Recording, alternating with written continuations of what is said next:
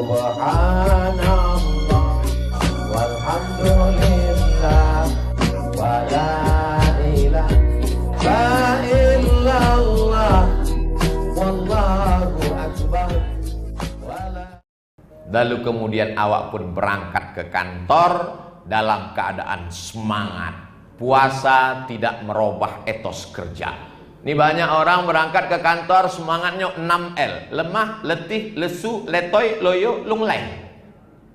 Warahmatullahi wabarakatuh. Anak raja pergi menyelam membawa pisau. Dari bunyi sambutan salam nampaknya lah banyak yang puasa.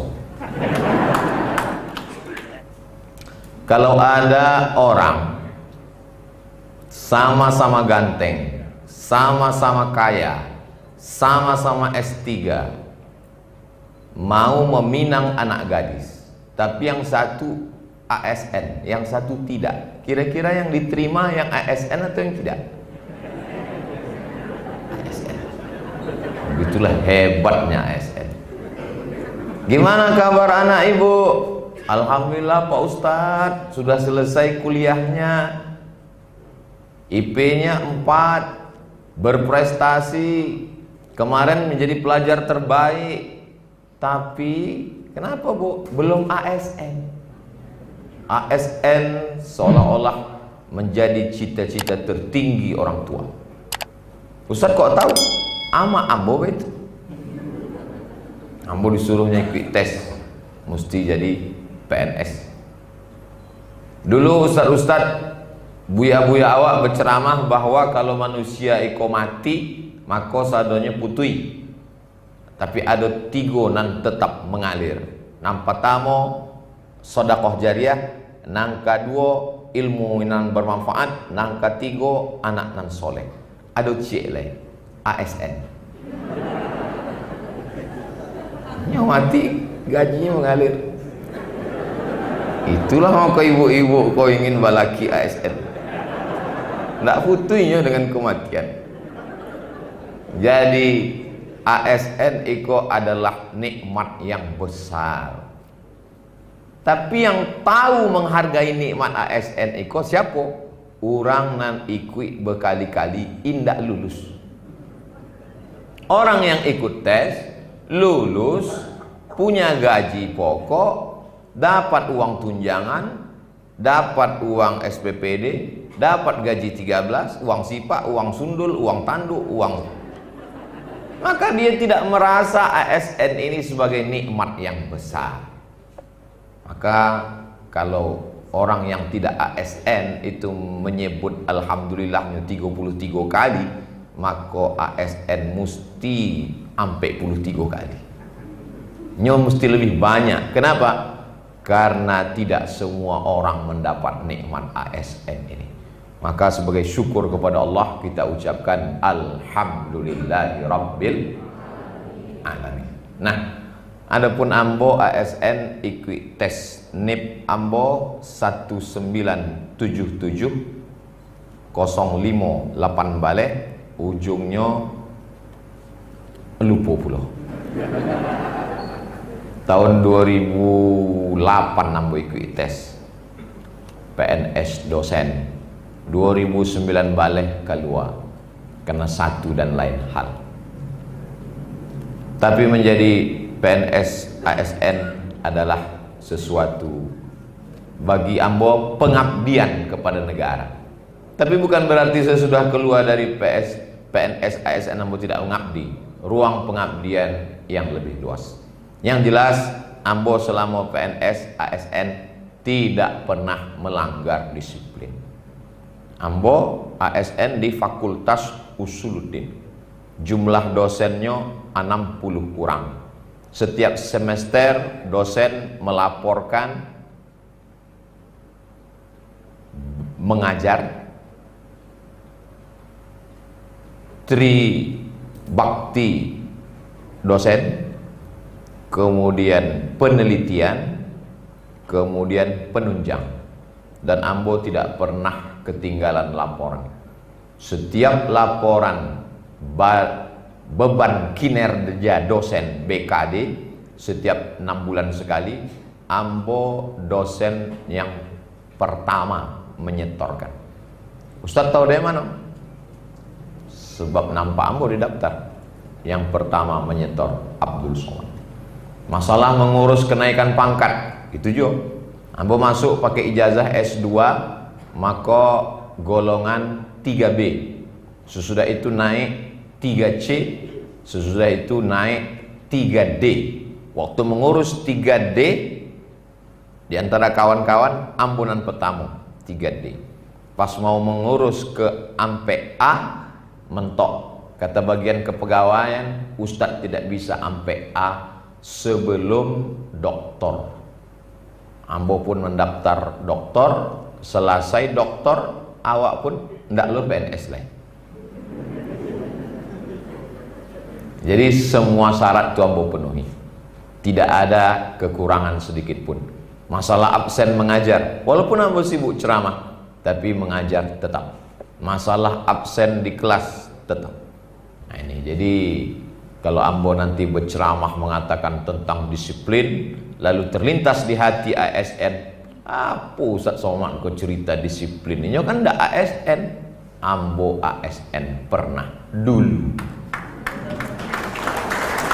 Bapak-bapak, ibu-ibu, hadirin hadirat yang dimuliakan Allah Subhanahu wa taala, kini awak sudah sampai tanggal 22 Sya'ban. Insya Allah tanggal 29 Sya'ban semua saksi tersumpah dari Sabang sampai Papua yang disumpah oleh Majelis Ulama Indonesia, Kementerian Agama, wallahi tallahi billahi, dan orangnya diperiksa secara fisik dan mental sehat, maka mereka menengok, mengintip anak bulan. Bulan itu kalau nyebule namanya badar, kalau bulan sabit namanya hilal. Yang ingin diintai pada tanggal 29 itu nanti adalah hilal. Maka kalau ada ibu-ibu nama suaminya hilal, jangan diagi keluar, sebab ini sedang dicari orang. Teropongnya kalau di Pekanbaru dipasang di Jalan Sudirman, di gedung nan paling tertinggi di lantai atas dipasang orang tu teropong. Harago teropong iko 50 juta. Sejak di Bali sampai kini alun pernah mencaliak anak bulan. Asal dipasang nampak pucuk-pucuk sawit aja. Dipasang sekali lagi asok. Adolo nama membuat update status dipasang, dibuatnya komen di atas, gaji 13 sudah kelihatan. Karena dalam hadis Nabi disebut sumu li ru'yatih, berpuasalah kamu setelah melihat anak bulan. Maka lembaga itu disebut dengan Badan Hisab dan Ru'yah. Muhammadiyah, organisasi sosial kemasyarakatan agama, memakai metode hisab. Ilmu hisab adalah ilmu falak, ilmu astronomi. Untuk mendukung, dipakai dua-duanya, maka namanya ilmu hisab, dan di Kementerian Agama Badan Hisab dan Ru'yah.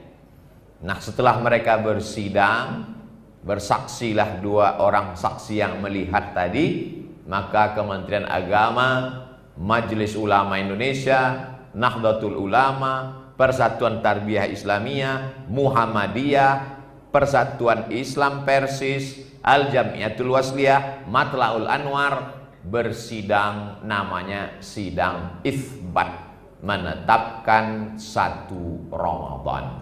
Biasanya penampakan hilal itu sore, petang, malam diumumkan, maka malam itu sudah dianggap sebagai malam bulan suci Ramadan. Karena kalau Januari, Februari, Maret, April itu pertukarannya jam 2 waleh malam, malam tahun baru. Tapi kalau Muharram, Safar, Rabiul Awal itu awal kalendernya di waktu maghrib.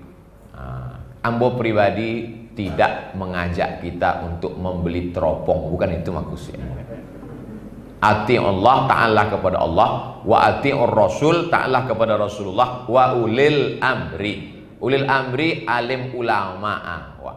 Saya tidak mau taat kepada ulil amri. Siapa lagi yang awak taati? Ulil amri ulama awak, itulah yang awak taati, yang dilegalisir oleh Kementerian Agama.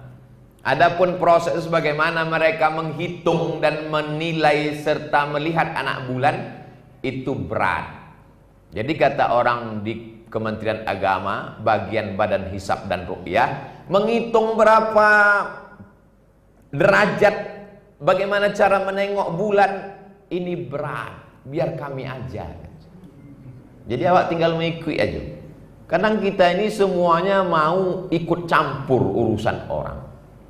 Tapi pas naik pesawat, dia tidak pernah maklum.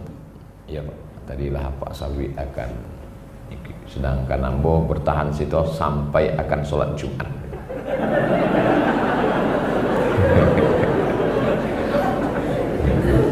Kita doakan Pak Sekda panjang umur, sehat badan, barokah insyaallah.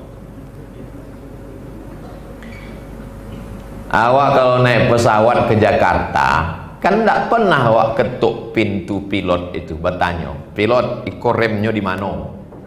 Gasnya, minyaknya apa? Kita kan percaya saja sama pilot.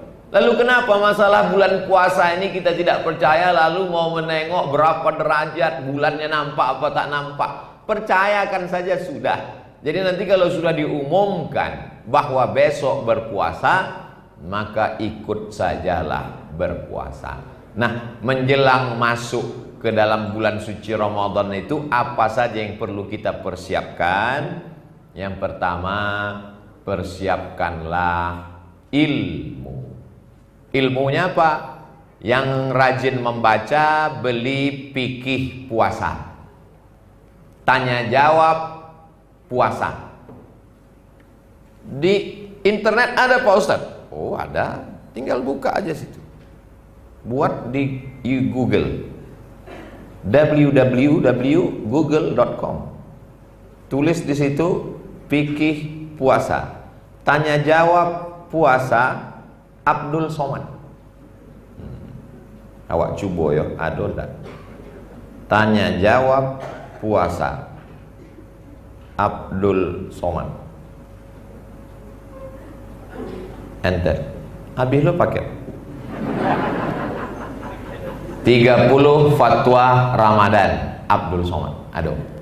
Yang mau dicetak boleh, bagikan ke masjid-masjid silakan. Kalau di sampulnya kami buat coblos nomor sekian, jangan. Cetak, bagikan.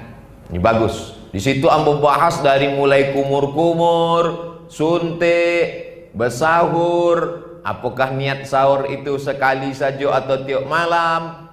30 tanya jawab seputar Ramadan. Dalam bentuk PDF boleh dilihat.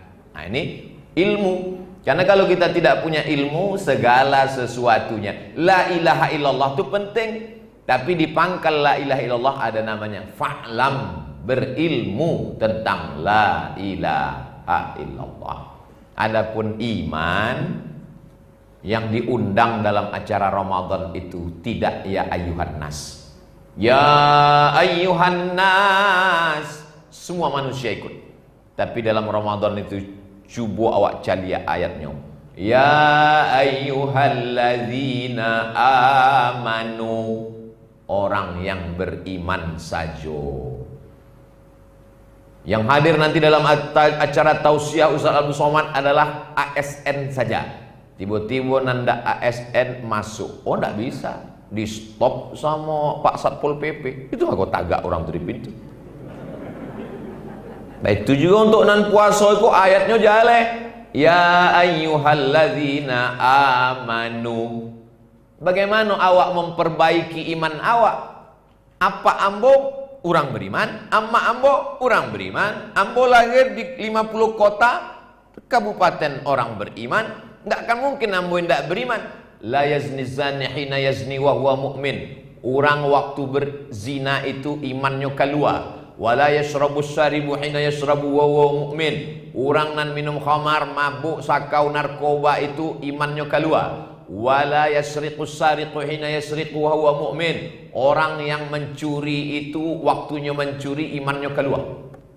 Lapeh iman dari badan. Hadis itu diriwayatkan sahabat Nabi namanya Abdullah bin Abbas. Datanglah muridnya namanya Ikrimah. Ayun za'ul iman. Apakah iman itu bisa keluar dari badan awak? Abdullah bin Abbas indak menjawab dengan kata-kata wasyabbaka baina asabihi, jari jemarinya inyo jalinkan, summa naza'ahu, dilapehkannya, hakadha yunza'ul iman, bantu ikolah iman talapeh dari badan awak. Hina taba, ketika orang iko bertobat, ada waktu bertobat imannya masuk lagi ke dalam. Maka diajarkanlah awak taubat nasuha. Nasuha artinya menyaring madu. Ambo kebetulan dibawa dek pengusaha madu untuk membuktikan bahwa madunya asli. Kecik orang madu asli itu tandanya kalau dibawa pulang ke rumah bini awak mengamuk. Dibawa mereka lah hambo ke hutan memanen madu. Tinggi pokok kayu 50 meter. Dinaikkan tali kateh pakai batu, sesudah itu ditarik pakai tali pancing. Kemudian naiklah tali tadi kateh, orang pun naik kateh. Lalu nyepotong sarang madu tadi, sesudah itu jatuhlah sarang lebah tadi ke bawah, ditampung. Bacampur di situ ada lebahnya, ada anak lebahnya, ada sarang lilinnya, ada kayunya, menyaring yang kotor-kotor sehingga keluar madu yang asli. Bahasa Arabnya namanya nasuha. Maka disabit dengan taubat nasuha. Beko kalau ada orang bertanya, kecek buya-buya awak kalau sebelum puasa awak taubat nasuha? Yo, apa arti nasuha? Antah belum somat patang cerita madunya. Ba'a menyaring sampahnya, sarangnya, lilitnya, anaknya, kulit kayunya, daun-daunnya hilang sadonya sehingga nan tersaring tinggal madu nan barasiah. Itulah yang disebut dengan taubat nasuha. Sebab awak kau banyak silap salah dan dosa. Maka sebelum puasa, orang sebelum taubat nasuha itu maka ada disabui dengan mandi taubat. Maka buya-buya awak zaman dulu sebelum bulan puasa dibawanya masyarakat itu mandi taubat. Cuma waktu itu alun ada sampo, deterjen, belum ada sabun, maka diambillah limau, segala limau, limau nipis, limau puri, limau, maka dimasak ke dalam periuk tanah, diambil itu mayang pinang dengan daun-daun dicampur, digosokkan ke kulit. Maka dibuat acara orang zaman dulu namanya balimau. Orang di luar Sumatera tidak tahu balimau, limau jeruk, acara berjeruk. Maka mesti pakai limau. Ternyata kini baru ambo lihat di TV. Gunakanlah sari limau. Dia akan menanggalkan segala molekul-molekul yang menggumpal di depan permukaan kulit Anda. Jadi orang kini kok bahasanya lembut padahal artinya sama, daki. Jadi asal carito mandi balimau sebelum bulan puasa itu adalah mandi taubat. Lalu mengapa Majelis Ulama Indonesia Provinsi Sumatera Barat mengharamkan balimau? Mandinya tidak salah, limaunya pun tidak salah. Nan salahnya apa? Baduo dia teban. Sebelum mandi itu bonceng-bonceng. Mandinya biasa. Masalahnya mandi pakai keyboard pula. Jadi yang dibuat oleh Majelis Ulama kau sudah tepat supaya jangan sampai iko menjadi ajang perbuatan maksiat. Yang ingin ambo jalehkan bahwa nenek moyang awak dulu indak salah. Kenapa mereka mesti mandi? Sebab zaman itu tidak ada AC yang menyedot bau orang. Bayangkan kalau orang di sore Ramadan artinya hujan nak, hujan yang sejenak, turun membersihkan debu-debu yang ada di permukaan daun. Kita pun masuk ke dalam bulan suci Ramadan. Malam itu mulailah sholat yang pertama dilaksanakan setelah isya, namanya tarawih. Sesudah 2 rakaat tagak, Assalamualaikum warahmatullahi, Assalamualaikum warahmatullahi, tagak, Allahu Akbar. Tapi sesudah 4 rakaat duduk istirahat. Manga ada duduk istirahat? Sebab tagaknya lama, ayatnya panjang, mengajar khatam Quran dalam sembahyang. Duduk istirahat itu bahasa Arabnya tarwihah. Ampe rakaat tarwihah, ampe rakaat tarwihah, ampe rakaat tarwihah. Tarwihah, tarwihah, tarwihah. Kalau 3 ampe kali namanya tarawih. Tarawih artinya sholat yang ada duduk istirahat. Oh, jadi tarawih itu artinya sholat yang ada duduk istirahatnya, Bu ya? Yo. Manga di masjid kami ndak ada duduk istirahat sebab ayatnya inna a'toina. Nabi sholat tarawih sampai hatta tatafattara qadamahu, bengkak kakinya. Ba'acara sampai bengkak kaki, ambo pernah jo kaki sampai bengkak. Waktu naik pesawat dari Jakarta ke Papua. Bayangkan bara lama Nabi tegak sampai darah turun ke ujung kaki, bengkak. Pada zaman Abu Bakar Siddiq ndak talok sampai kaki bengkak, maka dipersingkat saja, diangkat imamnya namanya Ubay bin Ka'ab, 1 malam 1 juz. Zaman Nabi SAW 8 rakaat tapi ayatnya panjang. Pada masa Umar bin Khattab ayatnya dipersingkat, rakaatnya diperbanyak menjadi 20 tambah witir 23 rakaat. Maka kata Syekh Atiyah Sokor, Mufti Al-Azhar Kairo Mesir, kalau ayatnya panjang rakaatnya ketek, tapi kalau ayatnya pendek rakaatnya banyak.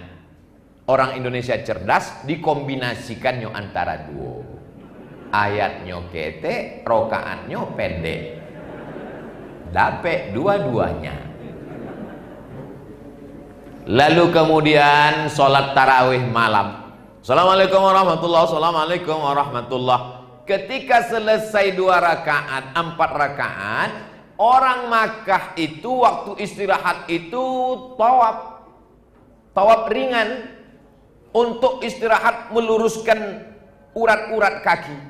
Orang Madinah menambah 2 rakaat pendek. Ada yang baca Quran, ada yang bertasbih. Itulah dalil boleh bertasbih di celah-celah, di sela-sela tarawih. Subhanal malikil ma'bud, Subhanal malikil mawjud, Subhanal malikil hayyil ladzi la yanamu wa la yamutu wa la yafutu abada. Subuhun qudus Rabbuna wa Rabbul malaikati warruh. Kata Syekh Atiyah Sokar, itu dalilnya boleh bertasbih di sela-sela, di celah-celah. Karena waktu istirahat orang di Makkah dulu ada yang tawaf, yang tak tawaf baca Quran, ada yang bertasbih, bertahmid. Tak usah berkelahi gara-gara itu. Hanya saja kebetulan Buya Ketua Majelis Ulama Indonesia, alangkah baiknya kalau diseragamkan bacaan di musola, di surau, di masjid. Karena banyak bilal-bilal, karena setahun sekali bacaan yang tahun lalunya lupa, bacaan yang kini inyo ndak inget. Akhirnya bunyi tasbihnya macam-macam. Ujung-ujungnya aja nanti cabut. Imamnya lambek, makmumnya cabut. Kita perbaiki. Lalu kemudian selesai sholat tarawih, sholat witir. Selesai sholat witir, biasanya tadarus. Tadarus, maka siapkanlah Al-Quran.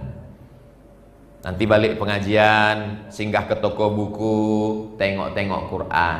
Tengok Quran ketek, ringan, tapi mato ndak jale. Quranan gadang, terserah. Download juga boleh di Play Store. Ada yang bagus namanya aplikasi Qoro'a, Q-A-R-A-A. Ada cara baca, bisa juga menghafal, ada tajwidnya. Oh, jangan-jangan Ustaz Somad kok menggalih kok. Enggak. Ambo tidak dapat persen apapun dari qiraah. Tapi ini punya sahabat-sahabat kita bagus untuk belajar Al-Quran. Kalau di luar Ramadan, baca Quran, baca tafsir, baca terjemah. Tapi di Ramadan lebih pada memperbanyak bacaan. Imam Malik bin Anas biasanya membaca kitab Muwatta. Tapi kalau di bulan Ramadan kitab Muwatta ditutup, Imam Malik banyak mengkhatamkan Al-Quran. Imam Bukhari yang menulis kitab Sahih Bukhari, kalau bulan Ramadan dia lebih banyak mengkhatamkan Al-Quran. Kanal Imamul Bukhari yukhtimul Qur'ana fi Ramadan sittina khatamah. Imam Bukhari mengkhatamkan Al-Quran di bulan Ramadan 60 kali khatam. Tapi saya tak ingin gara-gara ini lalu ASN Pemda tak masuk kantor. Kenapa tak masuk? Menghatamkan Quran di rumah. Karena bekerja juga adalah ibadah. Sebetulnya kalau kita baca 2 lembar sesudah subuh, 2 lembar sesudah zuhur, 2 lembar sesudah asar, 2 lembar sesudah maghrib, 2 lembar setelah isya, itu sudah 1 juz. 1 bulan insya Allah khatam. Istiqomah saja 2 lembar. Biar sedikit tapi istiqomah berkelanjutan. Itu lebih baik daripada sekali duduk 1 juz. Wal awwal wal akhiru, itu yang pertama dan terakhir. Maka duduk, habis sholat tarawih, jangan keluar masjid. Usahakan 1 lingkaran 10 orang, 1 lembar, 1 lembar, 1 lembar, 1 lembar. Kalau belajar sendiri, tadrus. Tapi kalau belajar berdua, tadarus. Ambo membaca, angku mendengar. Kamu membaca, saya mendengar. Namanya tadarus, musyarakah, saling berbagi. Siapa yang pertama membaca? Adik kami menghormati Ustaz Somad. Ustaz dulu. Ambo baca. Bismillahirrahmanirrahim. Alif lam mim. Dzalikal kitabul la. Apa kau ya? Kok ada makharijul hurufnya, ada matnya. Alif lam mim. Zalikal, bukan za. Zalikal kitabu la raiba fih. Biasa orang kalau ditegur bangkit emosinya mengamuk. Berani kalian menegur saya. Tak tahu kalian saya ini siapa. Saya ini di Mesir 4 tahun, di Maroko 2 tahun, di Sudan lagi. Buya, kalau masalah lamu di Arab, unto lebih lamu. Karena tadarus bukan mau musabakoh. Tadarus nih kita pun kadang tak sadar kalau kita salah. Orang yang berada di dapur, dia tak tahu kalau tabung gas itu bocor. Dia menghirup gas karena dia sudah lama di situ. Yang tahu bahwa di dapur itu ada tabung gas bocor adalah orang luar yang masuk ke dalam mencium. Maka ketika tadarus kita sedang menghilangkan keegoan, kesombongan, keakuan. Saya di kantor, tapi di masjid kita sama hamba Allah. Tadarus, lembutkan hati. Kadang banyak orang tadarus ini, Bismillahirrahmanirrahim. Dzalikal kitabul la. Begitu ditegur 3 kali dalam hati, waang beko 4 kali mau tegur. Itu namanya bukan tadarus, itu namanya berbalas kritik. Selesai, balik ke rumah, matikan lampu, matikan handphone, matikan TV, tidur. Yang biasanya sampai jam 12, karena nanti malam akan sholat tahajud. Maka kalau selesai tarawih, witir, baca Quran jam 10, jam 11, jam 12, jam 1, jam 2, jam 3, 5 jam tidur, maka bangun untuk tahajud. Tasaharu, bersahurlah, fa inna fis sahuri barakah. Karena sesungguhnya dalam sahur ada barokah. Apa barokah sahur? Membiasakan diri tahajud malam. Biasanya barek tahajud malam. Maka pada bulan Ramadan pasti orang bangun malam. Kenapa bangun malam? Karena mau makan. Kalau tak makan besok kelaparan. Dia pasti bangun malam. Sempatkan tahajud. Selama ini catatannya kalau bangun malam, bangun malam, bangun malam, bangun malam, bangun malam, bangun malam, bangun malam. Keterangan, kencing, kencing, kencing, kencing. Bangun malam tahajud, bangun malam makan sahur. Dari jam sampai Pertama, sholat malam, sholat sunat wudhu. Habis sholat sunat wudhu, sholat sunat taubat. Habis sholat sunat taubat, sholat sunat tahajud. Habis sholat sunat tahajud, sholat sunat hajat. Habis sholat sunat hajat, kalau habis tarawih tadi tidak witir, maka witirnya tengah malam. Tapi kalau habis tarawih tadi sudah witir, maka jangan witir lagi malam. La witrani fi lailatin, tidak boleh 2 kali witir dalam semalam. Witir itu artinya ganjil, 3. Habis tarawih 3, malam ditambahnya oleh 3. 3 tambah 3 6, tidak witir lagi. Maka pilih antara 2. Maka nanti ibu bapak kalau nampak habis tarawih orang pulang, awak husnuzon, berarti nyo pulang witirnya tengah malam. Walaupun indak sadonan pulang itu ingin witir. Mana tahu anak awak bertanya, mama, papa, ayah, itu makanya pulang, inyo ingin witir tengah malam. Daripada awak duduk ada kolak 2 mangkuk menunggu di rumah. Lalu kemudian setelah itu makan sahur. Tasaharu, bersahurlah, karena di dalam sahur banyak barokah. Apa barokah sahur? Fisiknya badan kuat, jangan sampai tidak makan sahur. Ini banyak ibu-ibu tak makan sahur. Sesudah makanan siap semua, kata suaminya, mama nggak makan? Enggak. Terus besok kan nanti nggak kuat besok puasanya, air putih aja. Rupanya lah 2 piring di dapur. Makan sahur, kata Nabi, kalau tidak mau makan, jur'atan minal ma', walaupun hanya seteguk air. Lalu kemudian awak pun makan. Setelah makan, menunggu azan subuh berkumandang, paling rancak membaca istighfar. Dalilnya, wabil asharihum yastaghfirun, memperbanyak istighfar di waktu sahur. Istighfar paling tinggi, paling pendek astaghfirullah. Agak panjang astaghfirullahalazim. Lebih panjang astaghfirullahalazim alladzi la ilaha illa huwal hayyul qayyum wa atubu ilaih. Lebih panjang sayyidul istighfar. Allahumma anta rabbi la ilaha illa anta khalaqtani wa ana 'abduka wa ana 'ala 'ahdika wa 'adika ma stata'tu a'udzubika min syarri ma sana'tu abu laka bi ni'matika 'alayya wa abu bi dzambi faghfir li fa innahu la yaghfiru dzunuba illa anta. Oh, payah kami mencatatnya Bu ya, panjang banget. Tulis di Google Sayyidul Istighfar. Nah, tulis di situ Sayyidul Istighfar, enter, keluar, langsung print, cetak, tempel di dakek kompor. Masak 2 kali, masak sahur, masak buko, masak sahur, masak buko. Insya Allah 10 hari inget. Ndak juga inget, cabui, baka, masukkan ke kopi. Insya Allah TBC. Nah, lalu kemudian sholat subuhnya orang sahur pasti ke masjid. Man sholat subuh fi jama'atin, siapa yang sholat subuh berjamaah, faka'annama sholal laila kullah, dapat pahala macam sholat sepanjang malam. Dan biasanya di masjid awak ada kultum pengajian subuh. Khusus hari Sabtu, hari Ahad, jangan keluar masjid sesudah subuh, tapi sampaikan waktu syuruk, sholat isyraq. Nama wakatunya syuruk, nama solatnya isyraq. Wakatunya mudah saja. Maghrib jambara di Payakumbuh. Waktu solat 50 kota. Waktu solat Payakumbuh. Sebenarnya ambo ingin mencari waktu Jumat ke jambara. Waktu sholat Payakumbuh 2 baleh 2 ampek zuhur. Maghribnya 8 baleh 27. Maka awak duduk di masjid sampai jam 6.27.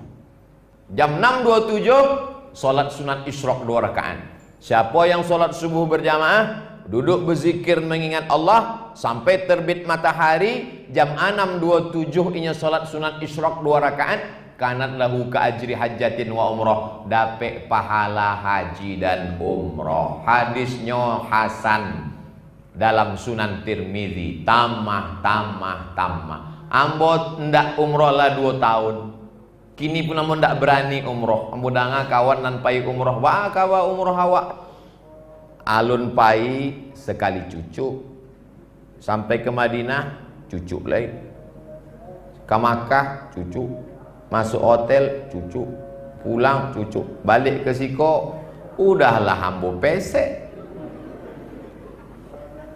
Bagi yang sanggup, bagi kita yang tak sanggup ke tanah suci Makkah, maka sholat subuh berjamaah, duduk berzikir niat Allah sampai terbit matahari, sholat sunat isyraq 2 rakaat.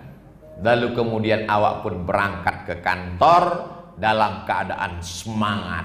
Puasa tidak merubah etos kerja. Ini banyak orang berangkat ke kantor semangatnya 6L, lemah, letih, lesu, letoy, loyo, lunglai. Bulan puasa bukan bulan berlemas-lemasan. Perang Badar tanggal 17 Ramadan, bulan Ramadan, sahabat Nabi berperang. Di Mesir ada kota namanya Sittah Oktober yang direbut dari tentara Israel, disebut dengan 10 Ramadan. Kota itu diberi nama 10 Ramadan. Tariq bin Ziyad membebaskan Andalusia, Spanyol, menyeberang dari Maroko, merebut Spanyol, bulan suci Ramadan. 17 Agustus 1945 jatuh pada bulan suci Ramadan. Ramadan bulan jihad. Tapi gak heran di tempat kita kadang kalau udah bulan Ramadan, cobalah Bapak Ibu perhatikan nanti bulan Ramadan jam sabaleh bantu iko, pailah awak ke masjid awak, bergelimpangan korban perang. Pakai baju seragam. Kalau awak jago kan lalu, apa kau bukan bulan santai Ramadan, kau bangun. Langsungnya jawek ke awak pakai hadis lo tuh, naumus shaim huwal ibadah. Tidurnya orang puasa adalah ibadah. Oh, ingat lo hadis. Hadis naumus shaim huwal ibadah itu hadis dhaif. Hadis dhaif tak bisa dipakai untuk mendorong tidur siang. Menjadi pelayan masyarakat adalah wajib. Puasa Ramadan juga wajib. Tapi kalau musafir jarak qashar sholat 89 km boleh diganti di hari yang lain. Mau kemana? Keluar kota. Kemana? Ke Jakarta. Maka fa'iddatum min ayyamin ukhar, atau sakit tua yang tak bisa lagi, maka membayar fidyah. Wa 'alal ladzina yutiqunahu, yang tua renta atau yang kena penyakit akut tak mungkin sembuh sampai mati, kena emah akut, kena diabetes akut, maka dia boleh tidak puasa. Syaratnya tak sembuh-sembuh, Syawal makin parah sampailah akhir. Mudah-mudahan Ramadan kita ini Ramadan yang lebih baik daripada tahun lalu insyaallah. Tadi yang memulai jam sabaleh, jam berapa gini? Jam sabaleh 38 sudah. Lalu kemudian pulang di sore hari. Itu di siang Ramadan itu Bapak Ibu yang dimuliakan Allah Subhanahu wa taala. Memang ujian orang bulan puasa ini luar biasa. Mancalia oto warna merah macam semangka. Ngaku ibu nanti jangan berjilbab yang warna-warna makanan, karena godaan yang luar biasa. Sampailah pada akhirnya azan maghrib berkumandang. Jam 6 sore orang sudah mau keluar rumah menghidupkan sepeda motor. Ditanya dek bini, udah Pak Ikama? Jangan kau tanya kemana aku pergi. Begitu pulang, limo di kiri, limo di kanan. Dari mulai macam-macam makanan. Ndak ambo sabui, beko tersinggung bapak. Makanan ambo tuh. Begitu azan maghrib berkumandang, Allahu Akbar, Allahu Akbar. Masuk air 3 teguk, kurma 1 butir, hilang hawa nafsu yang tadi. Mana haus tadi? Tak ada, hilang. Begitulah hawa nafsu. Apa kata suami? Ini hari terakhir mah, besok tak kita ulang. Besok jam 6 dibuatnya juga. Memang manusia kok pelupo. Orang nan lupo nan lalai kok diinget kan. Watawasau nan mainget kan ustaz. Tapi pas dakek bawa buku tu, ustaz tu pun lupa juga. Ingat kan, doakan Ustaz Somad supaya ingat tentang ceramahnya. Jangan sampai cuma pandai mengecek saja, inyo indak mengamalkan. Nah, lalu kemudian awak pun berbuka puasa, dan paling elok ikut sunnah adalah kurma. Mangga kurma? Sebab kurma iko manis. Usus awak tidak masuk makanan sampai balik jam. Kalau dimasukkan ke dalamnya air es, maka bayangkan knalpot sepeda motor nan panas, siramkan air es, lapeh, tanggal catnya. Begitulah kena penyakit usus. Maka yang paling bagus masuk air suam kuku. Kalau di Mesir sore-sore air panas dimasukkan kurma ke dalam atau susu. Nanti begitu mau berbuka puasa, itulah minuman. Ternyata minuman kesukaan Nabi Muhammad SAW adalah air yang dimasukkan kurma ke dalam, lalu kemudian diminum airnya, kurmanya dimakan. Bagus sekali untuk usus. Kenapa kita mesti berpuasa? Ternyata badan kita ini mengandung banyak sekali penyakit. Makan buah apel, apelnya tidak dimakan ulat. Kenapa ulat tak mau makan apel? Karena apel mahal. Bukan, karena apel disemprot pestisida. Maka ketika kita makan buah apel pir, sesungguhnya pestisida masuk ke dalam. Ada bahan makanan yang berlebih, tidak. Zaman dulu orang minum teh manis, makan gula, makan santan, tapi setelah itu dia membajak sawah 2 hektar berkeringat. Orang zaman sekarang santan, gula, kolesterol, habis itu tarik selimut, hidupkan AC, menggumpal dalam darah.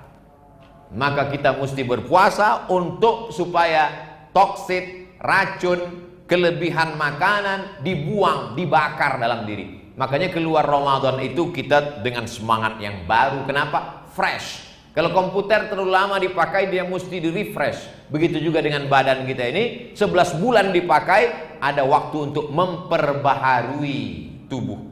Begitulah Ramadan. Maka jangan jadikan Ramadan sebagai bulan balas dendam. Makan pagi dipercepat jam ampe, makan malam jadi azan maghrib, makan siang ndak ado, dibalaskan waktu azan maghrib. Azan maghrib berkumandang, hari balas dendam. Apa yang meningkat setelah Ramadan? Iman meningkat, ilmu meningkat, takwa meningkat. Jangan sampai ditanya orang, apa yang meningkat setelah Ramadan? Kolesterol, gula darah, berat badan. Bapak Ibu yang dimuliakan Allah Subhanahu wa taala, kita persiapkan Ramadan. Nampaknya Ustadz Abdul Somad menceramahi. Tidak, ambo sedang mengingek-ingekkan diri ambo, sebab ambo juga manusia yang kena penyakit lalai dan lupa. Ambo sudah jelaskan dari mulai menyambut Ramadan, masuk ke Ramadan, sampailah berbuka. Tapi tentu tak bisa saya jelaskan sampai detil-detil 60 menit. Maka nanti kalau ada pengajian kultum subuh, kultum duha, kultum zuhur, kultum asar, kultum menjelang berbuka, kultum dari isya ke tarawih, dengarkan. Karena Ramadan adalah madrasah ilmu pengetahuan. Ramadan melatih untuk sabar. Ramadan meningkatkan iman dan takwa. Itu yang dapat ambo sampaikan pada kesempatan kali ini. Kalau ada nan ingin bertanya, ambo agih 3 pertanyaan. Pertanyaannya terkait dengan puasa. Yang lain ditanya bumi iko petak apa boleh. Terima kasih. Wassalamualaikum warahmatullahi wabarakatuh.